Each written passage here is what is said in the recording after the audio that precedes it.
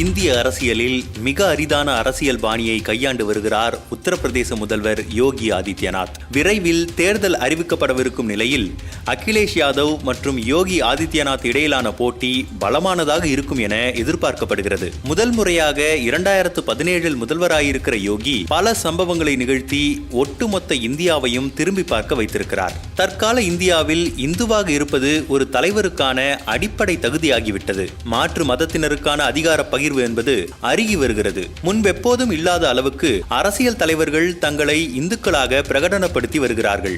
இந்திய அரசியலே இந்துத்துவம் என்றே நகர்கிறது. தலைவர்கள் தங்களை இந்துக்களாக காட்டிக்கொள்ள பிரயத்தனப்படுகிறார்கள். ஆனால் யோகி ஆதித்யநாத் ஒரு படி மேலே சென்று தன்னை அரசியல் தலைவர் என்பதை தாண்டி ஒரு மத தலைவராகவே காட்டிக்கொள்கிறார். ஒரு தலைவர் அதிகாரத்தில் இருக்கும் போது தன்னை மதகுரு போல காட்டிக்கொள்வதும் அதற்கு ஏற்றாற் போல மத கொள்கைகளை அமல்படுத்துவதும் இந்தியாவிற்கு புதிது. இது மட்டுமல்ல, யோகி தனது அதிகாரத்தை உறுதிப்படுத்தும் விதமாக முதல்வர் ஸ்ரீ யோகி ஆதித்யநாத் ஜி மகாராஜா என்றே தன்னை அடையாளப்படுத்தி இருக்கிறார்.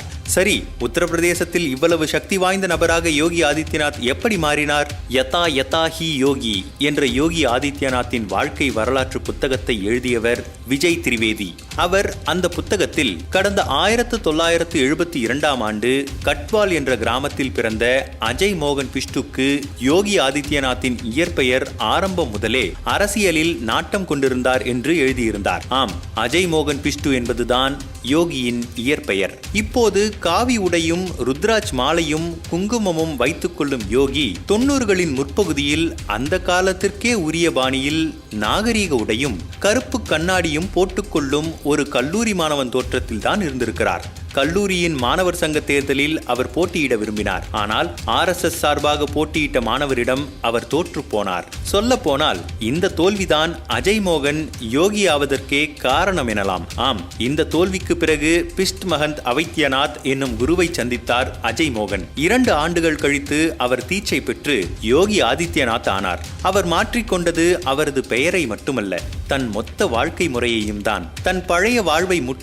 முழுதாக துறந்து யோகி ஆதித்யநாத் ஆனார். வரலாற்று ரீதியில் நாத் பிரிவினர் இவ்வாறாக இல்லை. அவர்கள் அனைத்து உயிர்களும் சமம் என்று கருதுபவர்கள். சொல்ல போனால் இஸ்லாம் பின்பற்றும் வழியும் நாத் பிரிவு பின்பற்றும் வழியும் ஒன்றுதான்.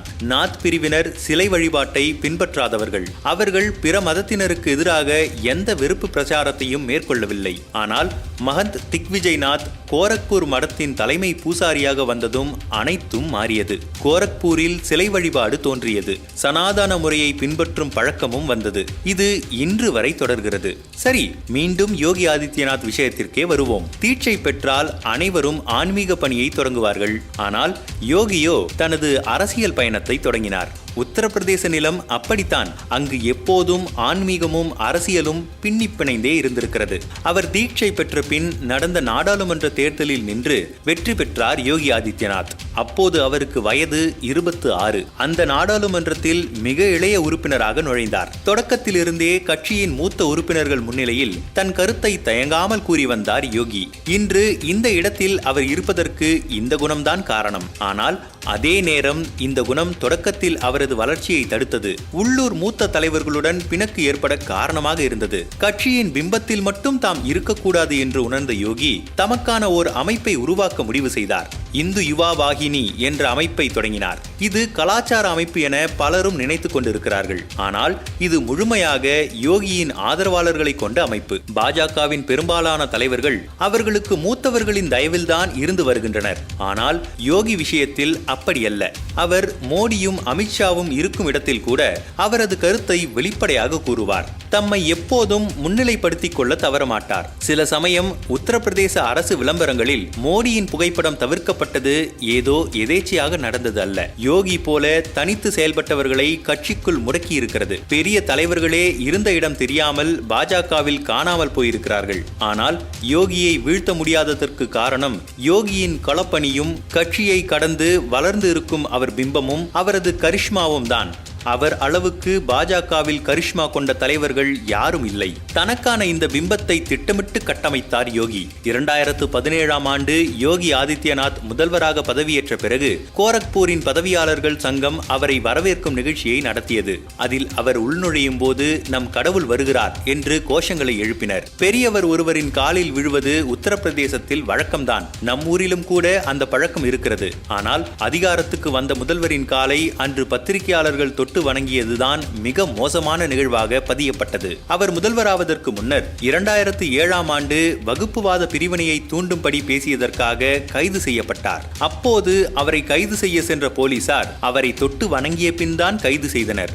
அன்று பத்திரிகையாளர்கள் அங்கிருந்த ஒரு மாடு அழுததாக விரிவான செய்தியை வெளியிட்டார்கள். இதுதான் யோகி. ஒரு ஜனநாயக நாட்டில் தன்னை ஒரு மகாராஜாவாக நிறுவியிருக்கிறார். யோகி உத்தரப்பிரதேசம் முழுவதையும் இந்து மத அடையாளங்களால் நிறைத்து வைத்திருக்கிறார். கோரக்பூரில் உள்ள காவல் நிலையங்களில் சிறிய கோவில்கள் இருக்கின்றன. மாவட்ட நீதிமன்றங்களில் ஒவ்வொரு செவ்வாய்க்கிழமையன்றும் ஹனுமான் பக்தி பாடல்களை வழக்கறிஞர்கள் பாடுகிறார்கள். அங்குள்ள கோயிலில் பூஜைகள், அர்ச்சனைகள், பண்டிகை கொண்டாட்டங்கள் ஆகியவற்றை யோகி ஆதித்யநாத் நடத்துவார். அவரது மதம் சார்ந்த நிகழ்ச்சிகள் அனைத்தும் அவர்களது சமூக ஊடக பக்கங்களில் பகிரப்படுகிறது. இது தவிர அவர் எங்கு சென்றாலும் அந்த இடம் காவியால் அலங்கரிக்கப்படுகிறது.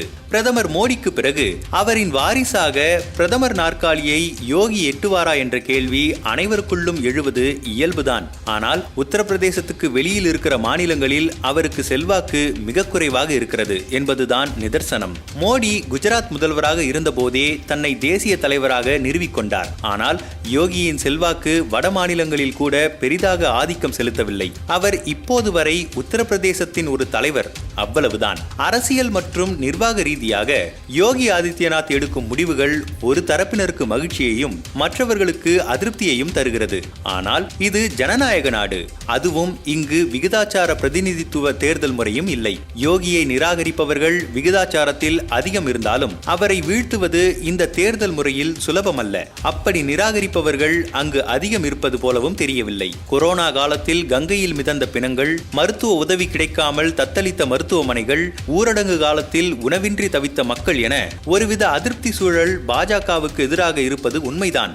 ஆனால் இது யோகியை வீழ்த்த போதுமானதாக இருக்குமா என்றுதான் தெரியவில்லை.